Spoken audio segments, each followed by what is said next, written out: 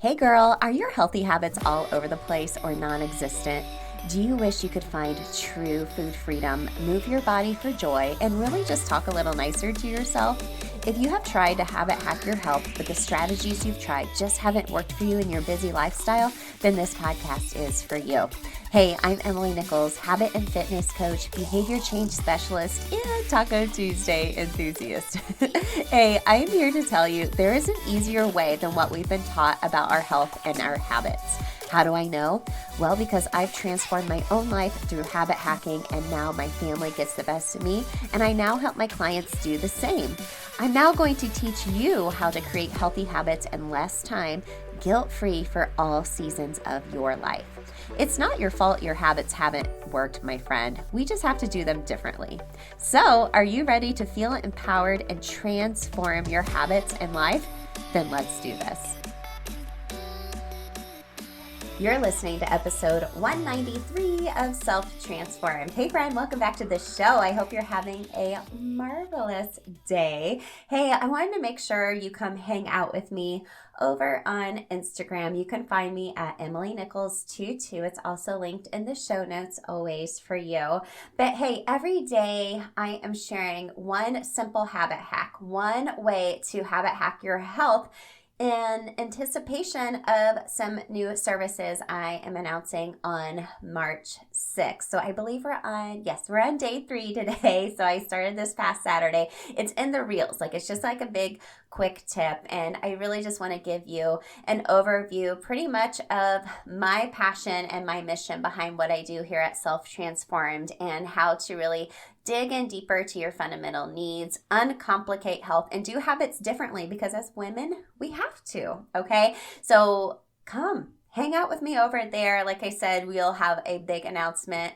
Oh my gosh, a week from today. I can't wait to share it all with you. This is all based on what I've been chatting with you all about on Instagram, on the surveys I've sent out. I so appreciate all of the feedback and can't wait to put into the world some services that are they're really speaking to my heart, and I feel so good about it, and being able to meet you all where you are in your own health and wellness journey and focusing on just your habits, is such a passion of mine because it has really helped transform my own life, and I know it can do the same for you. So come hang out with me there. Of course, you're always hanging out with me every week here on Self-Transform, and I so appreciate that, my friend. We're going to talk a little bit today about the ugly truth about self-care and resentment. Dun, dun, dun. That seems like a very deep title, but we are going to dig deep into what true self-care looks like and resentment. Okay, so I'm wondering, have you ever felt resentful in your life? I know I have. I actually share a story today about that in my conversation with our guest Marissa today. Maybe you have felt resentful towards your spouse. Maybe they have their own hobbies and they don't feel guilty for it. And you're whatever, right? Or maybe you have a friend who gets to work from home while you have to go physically to work, and you feel a little resentful because maybe it seems like they have a little more flexibility in their schedule and you don't. Or maybe you have a coworker who seems like they are just super organized and always on top of things, and you just feel really resentful because you feel like you're always behind at work and you just cannot get your life or work organized. Or maybe it's even someone you follow on social media, their highlight reels are making you feel resentful as well. Resentment is normal, okay? What is actually resentment? So resentment actually describes a negative emotion or reaction to being mistreated. There's no one cause of resentment, but most cases involve an underlying sense of being mistreated or wronged by another person. Experiencing frustration and disappointment is a normal part of life. So a lot of times in those scenarios I just described, those people aren't really doing anything to intentionally hurt you or wrong you, right? I think we get caught up in a lot of times our own feelings of wishing we could feel this way or do this thing for us, or being like, I just don't have time for self-care to like not feel like a hot mess, right? It's normal. It's normal. But in most of these cases, none of these people are doing anything to intentionally hurt you or wrong you.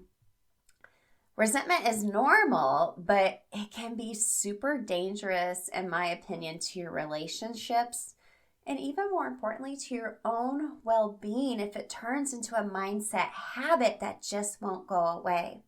I only teach on 3 fundamental needs: mindset, movement, and food freedom. Mindset is always the one I personally struggle with the most, and resentment definitely falls under this. We feel resentful because we just don't feel like we take time for ourselves, and we truly do maybe feel like self-care is selfish. Spoiler, it's not. We just feel guilty. We just feel guilty, and a lot of times we get caught up in our own feelings, but if we actually stopped and asked ourselves for a moment, is this true? More than likely we'd be like, no, it's not. It's not. So today's guest, Marissa Rehder, is going to share more about the ugly truth of self-care in regards to how most of us busy working moms, or maybe you're not a mom, view self-care and the resentment that sometimes builds up. We're actually going to give you some tips on how to build some self-care habits that leave you feeling energized. And as Marissa puts it, it helps you steward yourself as the best mom, wife, coworker, friend, etc. that you can be. I love that view on self-care. So who is Marissa Rehder? Let me tell you a little bit about her. She's a farm wife, mom, and business owner. Her superpower is that she believes in the women she encounters even more than they believe in themselves. She uses her previous teaching skills to meet women exactly where they are and create the biggest transformation they can.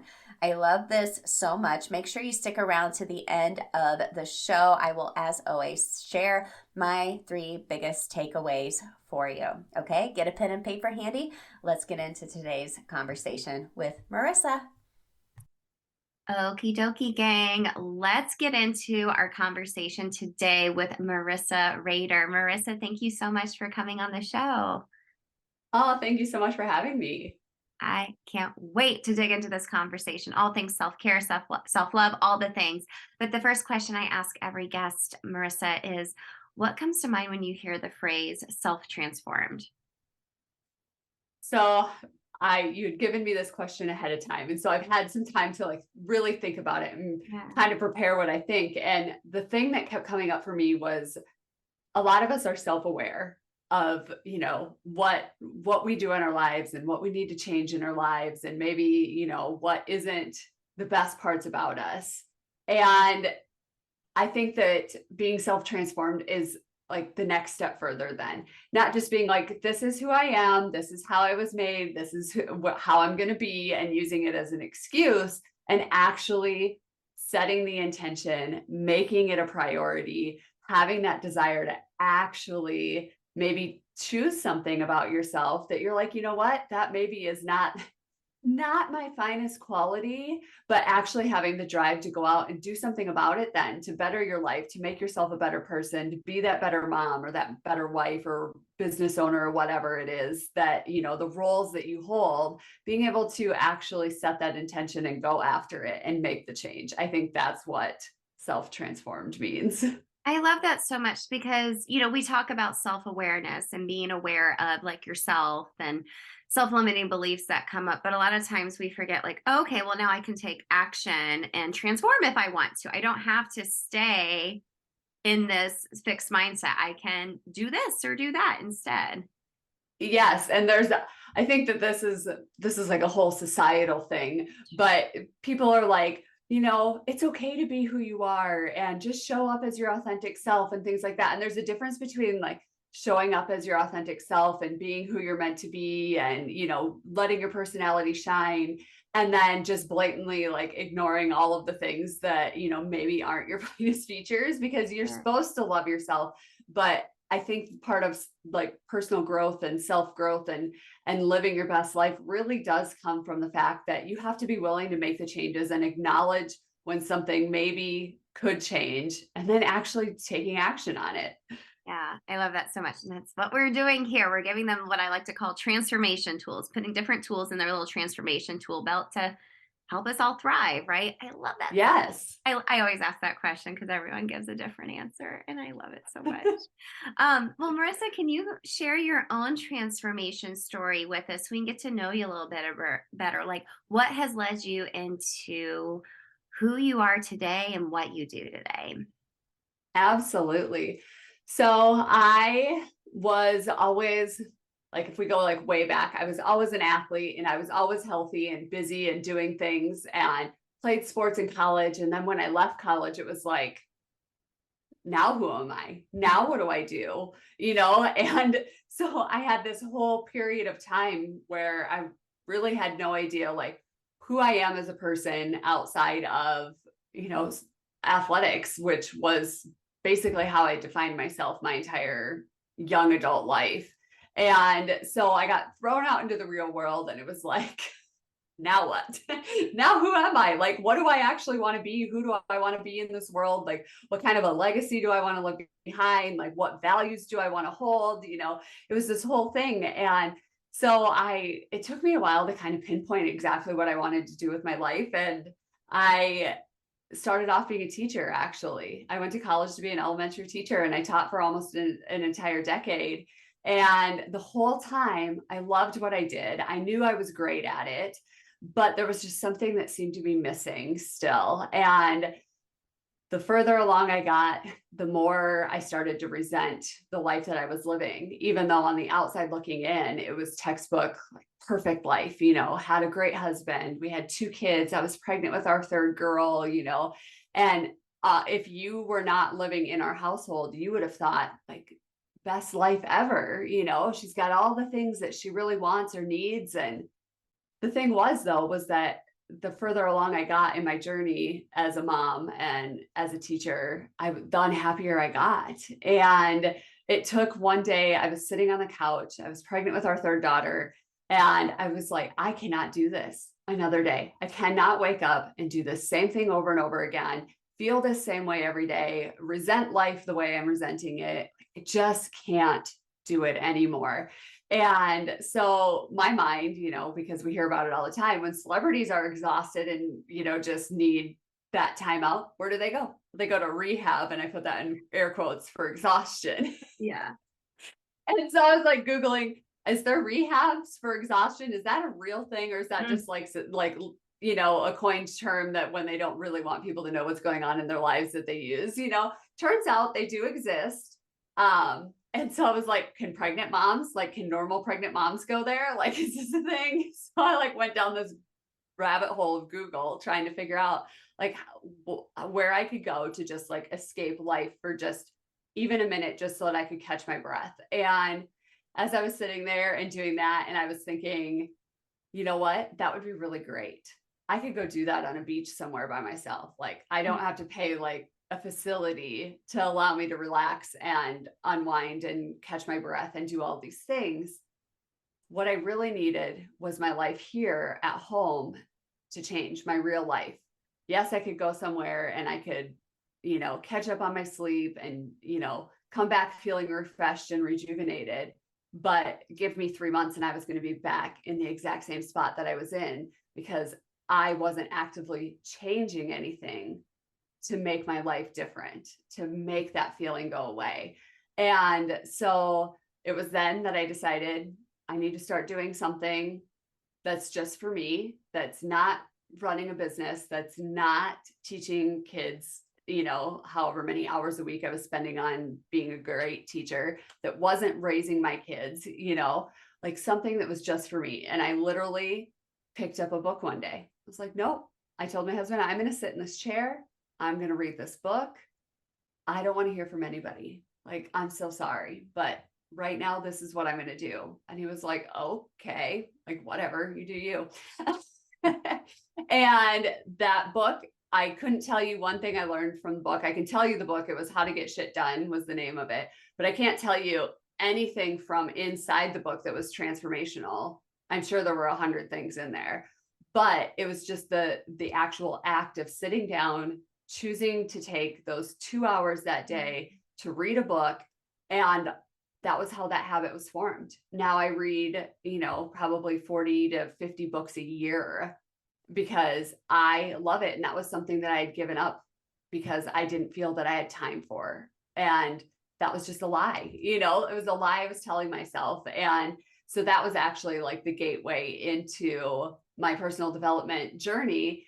Fast forward, 2 or 3 years later, and now I'm coaching women on how to build healthy habits and self-care and what that actually means and how to not have resentment and not to feel entitled to self-care, but to use it as a way to steward the other work that you're doing in the world, being a mom, being a wife, having a business, or showing up for your job. It's not something we're entitled to, but it's something that if we use it appropriately, it allows us to show up even better in all the other facets of our life.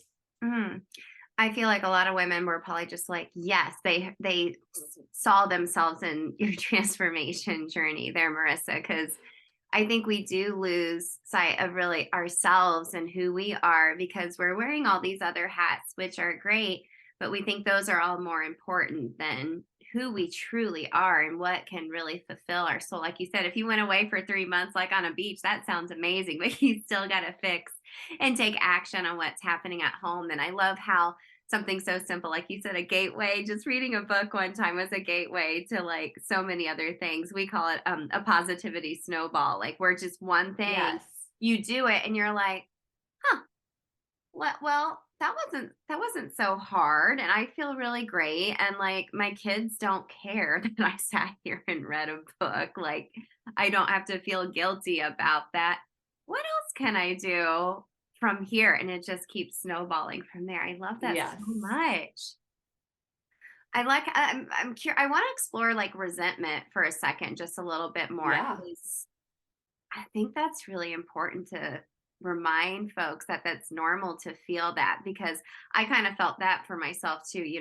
When I first got married and we started having kids, my husband had all these outside hobbies and he would be like, "Oh, I'm going to go do this or do that. Okay, I'll be back." And over time, I feel like I was building up resentment. Like, well, I don't have time to do that, or I can't do that. Or I'd see some other mom on social media, like, "Oh, look at me, I'm going to the gym." I'm like, well, I don't have time to do that. And like, build up that resentment. I want women to realize that's normal to feel that way, but how do you overcome that? Oh, that's such a great question. So that is exactly kind of how mine started. Was my husband and I got married. Actually, we had both been married before and hadn't had kids. So when we met each other, we were in our late 20s and we were like, we knew we wanted to start our family and right away. So, I mean, we literally gave birth like 9 months after we were married. Like, and so we started off just right away. I went from being just myself Mhm. to, married, welcoming a baby in the first year, like all of these things. And my husband was golfing every Tuesday from May until September. And he was bowling on a bowling league every Wednesday night from September until April. And I had to give up playing in my volleyball league because I had to drive 45 miles one way to do it. So I was spending an hour and a half in the car just to go play one volleyball game. And so I gave that up because I felt like I couldn't leave them on Wednesday nights. It was the same night. So I let him bowl and I had to give up volleyball. Mm. And so it was these things that at the time I was telling myself, like, oh, it doesn't really matter. Like but once you make that one decision to sacrifice yourself for other people, then it becomes that much easier. And then all of a sudden you find yourself in a place where that's all you're doing then is all of a sudden you don't even know who yourself is anymore. You don't have any hobbies. You don't even know what you enjoy, and Right. because things do change. I mean, for me, yeah, I still love a good volleyball game, but I can't marathon a volleyball tournament anymore on a Saturday. Like it's just not it's just Mhm. not me anymore. And I've come to terms with that. But that was a really difficult transition to make from the only person I'd known myself as to now not feeling like I knew myself at all. And I started finding that I just thought like, oh, if we have another kid, that'll keep me even busier. Like it's all these things. Like, yes, we wanted another kid. I mean, there were lots of things that played into the decision, but then all of a sudden I found myself pregnant with our third. And I was like, was I even meant to have kids? Like, is this real life? Like, should I have just been like a non-mom for eternity? Because I do not feel like I'm doing anyone justice right now. And so what I find is super helpful, and I work on this with my clients. This is one of the first things we do, is really sitting down and deciding who you are as a person. Like, what are your core values? Who do you want to show up as in this world? And separating those from the roles that you play or that you hold in your life. There's a difference between who you are as a person and the roles that you hold, you know, mom, daughter, wife, you know, sister, whatever it is. It's you have to actually separate those out. You are your own person. Like, yeah, you're a kick-ass mom, like super, keep showing up as her and doing all the things and loving your babies to your fullest extent. Like, that is what you were put on this earth to do as a mother. Like, do it. But you have to sit down and figure out, what do I enjoy? Who do I enjoy being around? What activities do I like? What don't I like? You have to actually sit down and ask yourself these questions, because once you can figure that out, then those can start becoming part of your priorities. And so I talk a lot about my VIP method, which is knowing your values, setting the intentions for your day, your life, your week, your month, whatever time frame you're looking at, and then knowing what your priorities are. And obviously the easy ones are, yeah, my family, and we maybe say ourselves sometimes, but the resentment goes away when we can start saying, these are the pieces that make me whole outside of being a mom and being a wife.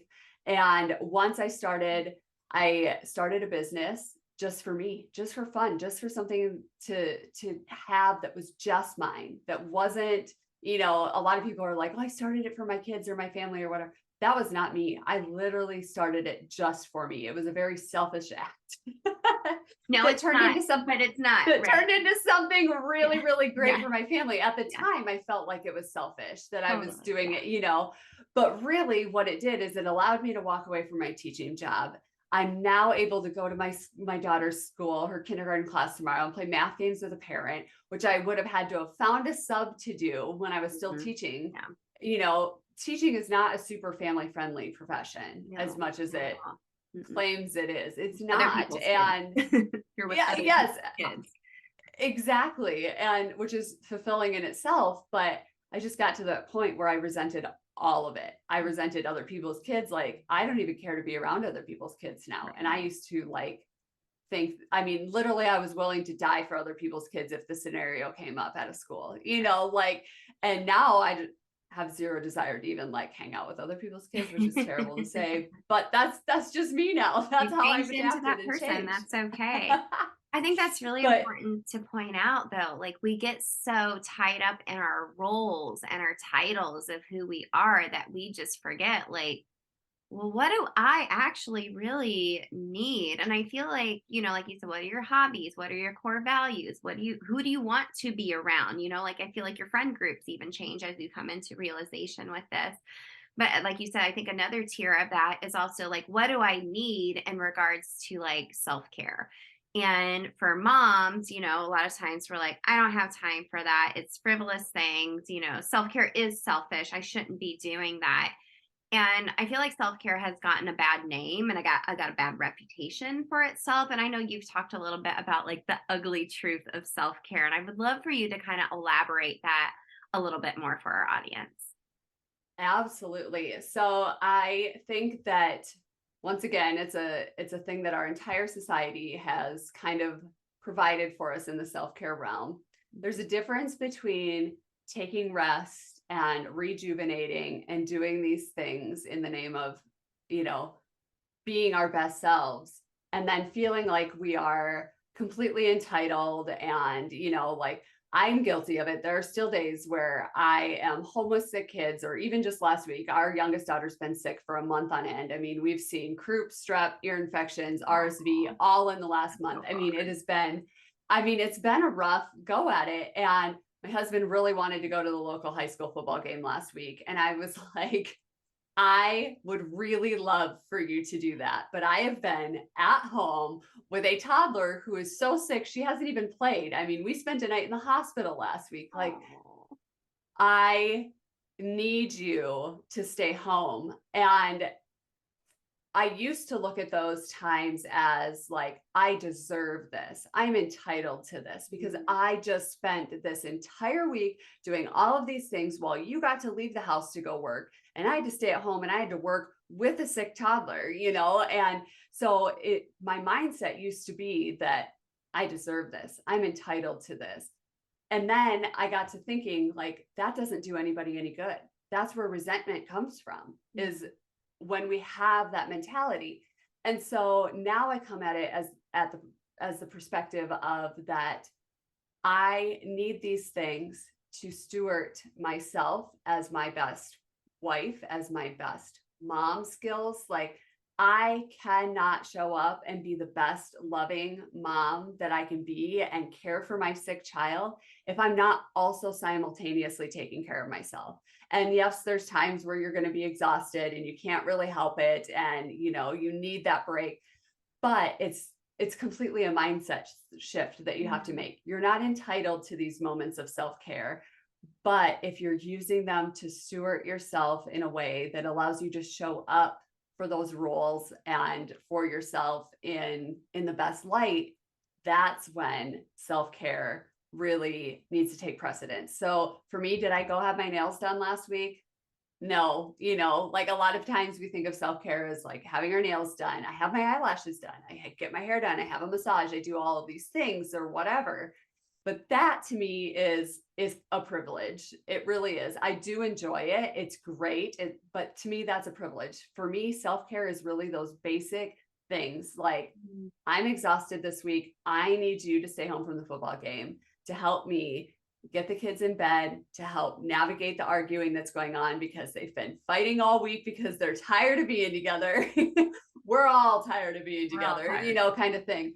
But just being able to speak up for your own basic necessities to be that best self. And that's just one example because that one's fresh in my mind, obviously. But, I think it's one that a lot of people can relate to, especially this time of year as sickness is, rampant right now. But even when you're sick yourself and we think, oh, I just push through, if I just get through this, or I have to show up for this, or I have to do this. But the thing is that what you're saying, this comes into boundaries then, and we get into boundaries where it's like, what you're saying yes to means you're saying no to something else. And so really knowing what those priorities are. So if you want to show up for your kids and your family and your job and your clients and whatever else, then you need to steward yourself in a way that allows you to show up for them in the long term. So pushing through right now in this instance when you're not feeling the best or when you're exhausted might not be in the best interest of everyone. And I think that goes back to that whole resentment thing. That's where the root of some of that comes from, is when we feel like we should do something instead of actually saying, what do I need right now? Did you know you are more likely to have your habits stick and meet your goals when you are tracking your progress? Well, maybe you need some tools to help you do that. So that is why I created the Transformation Shop. So the shop offers simple, affordable tools to help you lose the overwhelm when it comes to what healthy habits to focus on. Then we bridge the gap with simple habit strategy to make it work in your busy life. So there are simple habit trackers, tools specific to your fundamental needs like an emotional eating log, fitness tracker, mindset reset, journal pages, and more. And you'll notice with every download, it comes with a free mini training from me, a video training to help you learn how to use that tracker and habit hack it in your life. Plus, you can also find mini workshops and my courses available for you there too. So the shop is going to help you habit hack your health in order to transform into the best version of you. So let's go visit www.transformationshop.co and let me know what tools you'll be using to help habit hack your health in order to transform into the best version of you. I love that view so much because I think a lot of folks think of self-care as feeling like entitlement. Like, I deserve to go like do this, or I deserve to be like, hey, I'm going to go up to the bedroom for a second and like just shut the door for 15 minutes and be by myself. But like you said, if you're coming from a place, so how is this going to, take care of my basic needs so I can help my kids? I can be a little bit more patient with my husband. Gosh, that's such a high form of self-care, and everybody wins in that situation, Yes. right? Everyone wins. Yeah. You don't want your husband resenting you because you're like, well, I'm going to go do this because I was with your kids all day. You know what I mean? Like, it can turn into a lot of negativity that way. I feel like that's a really great way, kind of like segue into talking about mom guilt, because I think mom guilt is so real. It creeps in all the time, no matter how much work you do. Like, there's going to be these Yes. random moments. My boys are 14 and 11. And even now, like, all the work I've done, every once in a while, I'll be like, oh, I feel bad. And they're like, we don't care. Yeah. They're like, we would have just been on our devices or with our friends anyway, so it's Yeah, fine. they're like, I just need a ride and like for you to like give me like buy this for me ahead of time. But Yeah, exactly. And some snacks, maybe some yeah, snacks. yeah, all the snacks with my guys. But yeah, I mean, I feel like, we come from a place of guilt if we are taking time for ourselves, or if you were, to ask your husband, like, hey, I really wish you wouldn't go to that game, and here's why. But then afterwards, we're kind of like, oh, I feel guilty for doing that, though. So, how do we kind of overcome that, or maybe find maybe some of the triggers that are happening in our life that are making mom guilt happen? Absolutely. So I think some of the places where mom guilt is really prevalent, it comes from social media. So the first thing that you have to think of is you're the only mom that your kids are ever going to know. Mm. You're it. You're the only mom, which can feel kind of heavy when you think about it. Like, Yeah, I just kind of felt like, okay, oh, yeah, yeah. sure. About that. But the thing is that, you know, they don't care that that mom is doing Pinterest ready Valentine's activities for their entire class because they don't know any different. They know how you run your household. And that's where, like, knowing your values, not even just as a person, but as a family, and how you want to raise your kids and what values you want them to grow up and leave the house with, that kind of eliminates some of that right out the get-go. Because if you can look back and say, did I teach my kids these 5 things that are really, really important to us, that are our priorities as a family, then that's all that really matters. Then I don't have to feel guilty about it because I know exactly what I taught my kids today, and that's all that matters. And so there are times I have young kids, they're 3, 6, and 7, and I hear every now and then, like, mommy, why do you have to work all the time? Well, the thing is that we also have to talk about that most mommies go to another job. Mhm. Most mommies have to leave the house. And when you need somebody to drop you off at school in the morning, they go from a daycare to school. They don't have their mommy be able to drop them off at school. Or you want to start dance and dance class starts at 4. If mommy was teaching, that wouldn't have happened if she was in her other job. So yes, mommy does work sometimes at night or on Saturdays when you're around, but that's because mommy gets to take you to do all of the things that are really important to us as a family. And so we really break all of those things down and we're very honest with our kids about it. And I won't lie, I felt that guilt that you were talking about after I told my husband, like, please stay home. And he did stay home because that's normal. But the thing was just having open communication with him. And I flat out told him, I said, I feel really bad. I am really sorry that I had to ask you to stay home. But I also knew that if I let you go and you came back, then we were both going to be angry at each other because I was going to resent you. You were going to be mad because I was mad, and I'm mad every time you get to go somewhere and I have to stay home with the kids, you know? And so I think that when we look at that mom guilt, we have to really just lay it all out there. What is our priorities for our family? Why am I doing what I'm doing? What's the intention behind it? And then just reminding yourself of those, because the guilt is always going to be there. It's going to creep in, especially when we least want it to. But being able to be self-aware enough to know, understand that that's what you're feeling in the moment, and then being able to look back and say, no, I don't need to feel guilty about this, and have your justifications of it through your priorities and through your values and your systems that you've put in place for yourself, I think is the easiest way to start combating it. And then eventually your brain learns the tricks and the trades, and it realizes like, oh, we don't do this anymore.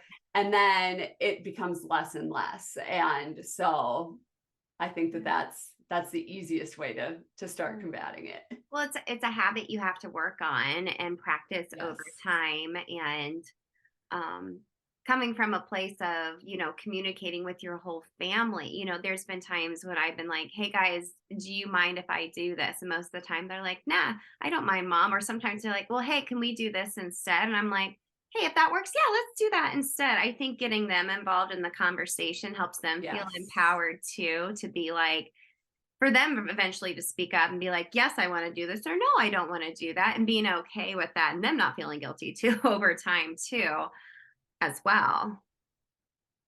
So I think the big overarching theme here, is coming from a place of being aware, like we talked about, and your healthy habits, your self-care habits really need to come from a place of self-love and, you know, really thinking about how us taking care of ourselves is really going to ultimately lead to a successful family, a successful mindset for yourself, relationships, everything, and that it takes practice, right? Yes, absolutely. And it will feel very unnatural at first, Yeah. if it's something that you're not used to doing. And I don't like the saying practice makes perfect, because that's unachievable. Yeah, there's But no the such thing as more you can train your brain is how I like to look at it. The more you can train your brain to do these things on autopilot, the easier it gets. And perfect. then before you know, it's like that snowball effect that you were talking about earlier with the positivity. It's like one thing leads to the next. And then before you know it, you've got these systems in place. And it's easy to look at someone like you or I who has been working years on their systems, and being somebody that's just starting off in this journey and being like, well, cool. Yeah, you have all these systems in place. Yeah. But you know how we got these systems in place? Messy action. And there's no like defined roadmap. If there was a roadmap to happiness, we'd be millionaires, but there's not. No. Yeah, I always tell folks, I'm like, hey, I'm not that farther ahead of you. Like, I'm always like, I feel like I'm a couple steps forward, then I take a couple steps back, depending on the season of Yes, my life, like where I'm at in my business, where it's at school year wise, activity wise for the kids. And that's okay. I mean, that's just life, and being okay with ever evolving, using these systems when things come up and giving yourself a little grace over time. absolutely. I love that you brought up the different seasons too, because that kind of goes with that work-life balance that we try to find, which is something else that I just love talking about, because I am one of those that likes to like go against the status quo of like how other people think. And work-life balance is one of those like mythical unicorns that doesn't exist, that you're going to spend your entire life looking for. It's like Bigfoot, you're never going to find it. And so I like, part of that comes with the mom guilt, I think, honestly, is like we Mhm. feel like we need to have this perfectly balanced life. And the thing is that why do we feel like we need to completely separate work and life? I don't understand that concept. I never have, Mhm. because work provides my livelihood and my experiences and the life that I can provide for my kids and my family. And so why am I trying to separate those? And so for both my husband and I, we're both self-employed. He farms. And so that is, we don't have a balance per se. Sure. But what we do look at is, we know that obviously harvest is a really busy season for my husband. He's going to be working 100+ hour weeks. Yeah. My kids don't really see him. He goes and he does chores at 5 a.m., comes home and feeds them breakfast just so he can see them once in the day. Like that's the only time he sees them, you know? And so then when harvest is over, then we have a little more flexibility. So we know that that time frame is going to be busy, that there's not going to be much balance in our lives, that I'm going to be picking up a lot of the slack. But then as soon as harvest is over, we also know that the pendulum needs to swing the other way then. Mm-hmm. Then we need to start spending a little bit more time intentionally with our kids and with our family, and not necessarily making up for it, but refilling those buckets. You know, I like to think of it as like, they're not going to be balanced, but when one starts to get low, then you need to make that conscious decision. Am I going to fill it back up, or am I going to ride it out and let it continue to be like this? And so if you're launching a new product or you're starting a new business, there's going to be some hustle involved in that. And some other things are going to take a back seat. But as soon as that's over and you've got your footing in whatever it is that you're doing, then you can go back and start to reevaluate and realign the things, and maybe swing that pendulum the other way and spend more time with family then. And so it's allowing it to move back and forth, I guess, is my best advice for that, and not allowing it to become a habit where you're working all the time and your family's suffering. Yeah. Or when you're in a season where, you know, maybe your spouse is gone a lot and you just throw your hands up and you're like, oh, okay, well, whatever. And then you build up that resentment again, and you feel like this is going to be the way all the time, and realizing, like, just kind of having a moment to be like, okay, this is just a season, communicating with them. You know, I just had a launch last week and was communicating with my husband like, hey, there's some times I'm going to have my laptop out a couple evenings this week because I'm just tweaking some things. Like, I'm trying to turn off as quickly as possible, but I'm doing this to allow more flexibility later on. And he's like, okay, cool. Like, but if I didn't, you know, if I would have been coming up to our room with my laptop, he would have been like, why are you working? Like, why are you working right now? And, you know, then he builds that resentment too. So this is such an important conversation. Yes. And it's just one that, like, it seems so simple when you hear other people talk about it like this, but when you're in the thick of it, it's really hard to grasp it and wrap your mind around it. Yeah. Well, and balance feels different for everybody, and reevaluating what that feels like for you and your family, like you said, going back to those core values, I think is super important. So, Marissa, I love this conversation with you. I could talk about all things, healthy habits, self-care, all the things. I want to finish off with a couple of like rapid fire questions.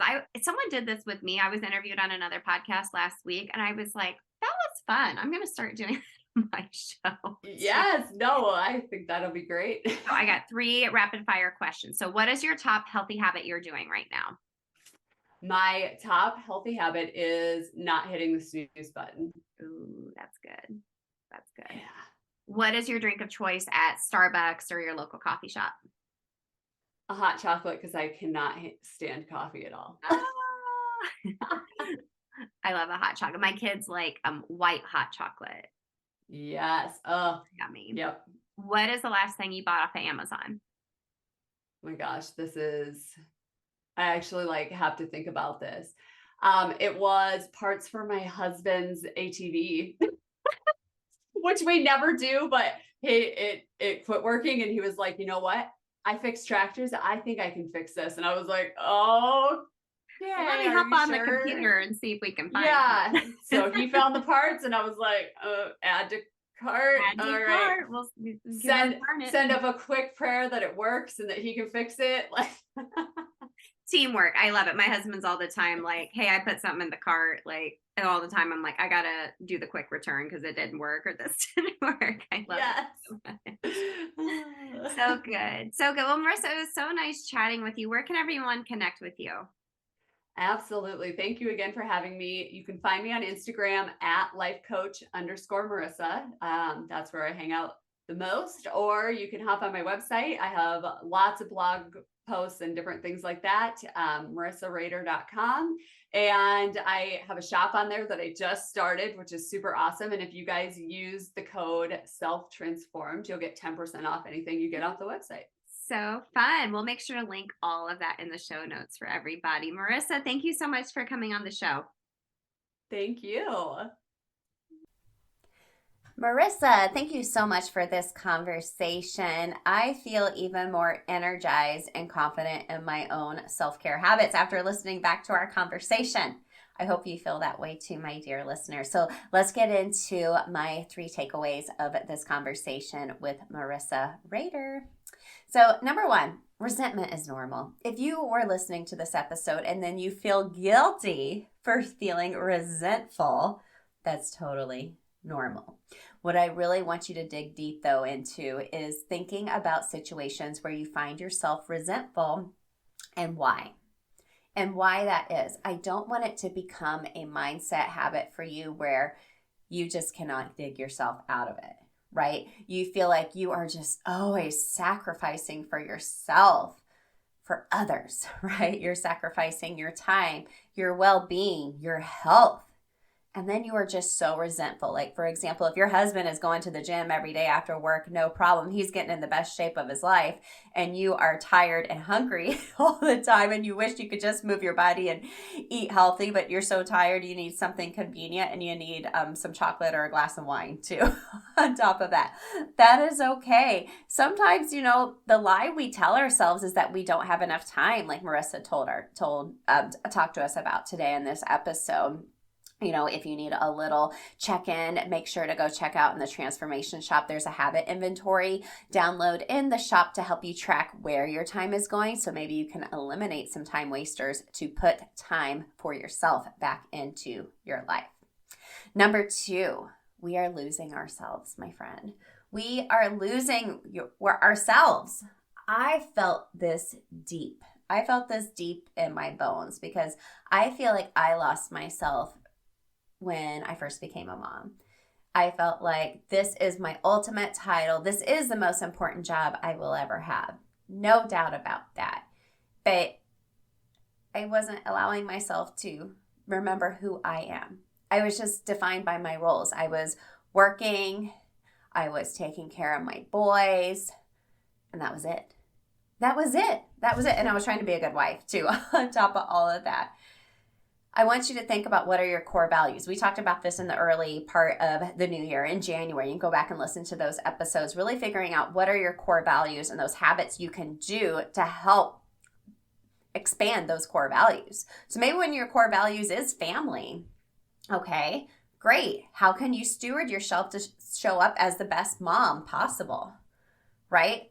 What is something you can do just for you? What is something you can do just for you? I found that outlet in movement for me, or just going for walks. Maybe that's something creative for you. Maybe it's knitting. Maybe it is, reading fun books, which is something on my vision board for this year, which, by the way, I haven't completed my vision board yet. I know it's almost March. I've had some other things come up, and it's coming. It's coming. And if you haven't created a vision board and you wanted to, don't worry. It's okay. We're all in this together. We still got time. So really think about who you are in your core values versus just the roles you hold. Okay? These are actual needs you need to be cultivating so you can have that harvest day and have your family reap the benefits. Ooh, I love that analogy.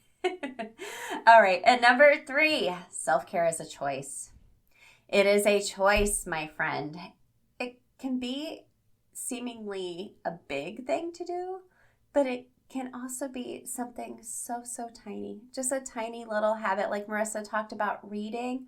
It was a gateway habit. What is a gateway self-care habit that you can do just for you to help you find yourself and be able to steward yourself as the best you for your loved ones? Now, keep in mind the season of life you are in, okay?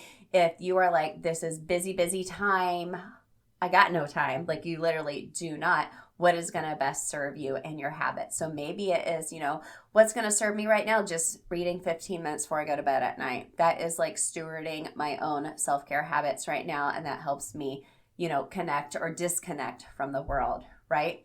Or maybe you're in a season of life where you're like, okay, the pendulum has swung, like Marissa said, and I have a little bit more time in my schedule. Maybe it's when the kids go back to school in the fall, your schedule frees up maybe a little bit, or maybe not. Maybe you're like me and I'm an Uber driver for my kids everywhere too, which I love them. Best conversations ever happen in the car, which, by the way, I'm getting ready to get my son his learner's permit in the next couple of weeks. And I'm already thinking like, gosh, when he drives in the next year, we won't have a lot of that one-on-one time in the car to like talk. So I'm like, I'm going to have to like have him drive me places now. Anyways, I digress. Can you tell I'm getting a little emotional thinking about my babies growing up? But this is a choice. So it doesn't have to be big. Think about the season of life you're in and what is something you can do for you. Okay. My friend, it's okay to feel resentment. I just don't want you to go into a deep, dark hole and get stuck there. Create your own self-care habits that are going to fulfill you and your soul and help you steward the best of you to your loved ones. Marissa, again, thank you so much for coming on the show. I love this conversation with you. Gang, I'll make sure to link everything, Marissa, in the show notes for you to connect with her. Again, make sure to come follow me on Instagram at EmilyNichols22. We'll talk about those healthy habit hacks over there leading into our big announcement next week. But in the meantime, I'll catch up with you very, very soon. Hey girl, real quick before you go, if you want some free motivation texted to you every week to help you habit hack your health, send me your favorite emoji to 773-904-2157 to sign up for my weekly pump up text. I can't wait to catch up with you there.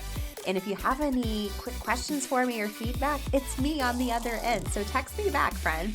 And if you love the show, the number one way you can thank me is to leave a rating and review in iTunes. That way more mamas can find the show. Tag me in your Instagram stories at EmilyNichols22 what you love about the show. Show me your review so I can shout you out. Love and appreciate you, friend. I'll see you next time.